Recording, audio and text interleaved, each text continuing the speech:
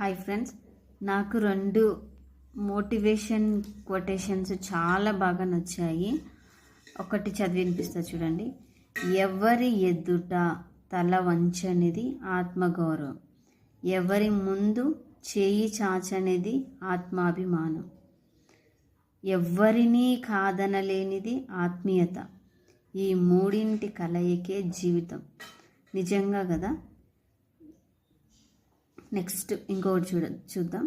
పాజిటివ్గా ఆలోచించే వ్యక్తిని ఏ విషయం చంపలేదు, నెగిటివ్గా ఆలోచించే వ్యక్తిని ఏ మందు అంటే ఏ మెడిసిన్ కూడా బాగు చేయలేదు. అంటే ఎప్పుడు మనం ఏమనుకోవాలి, పాజిటివ్గానే ఆలోచించాలి. నేను మంచివాడను, నేను మంచి చేయగలను, నేను విజేతను, ఈరోజు నాది, దేవుడు నా పక్షాన ఉన్నాడు, తోడుగా ఉంటాడు అని అనుకోవాలి. అలానే ముందుకు సాగాలి.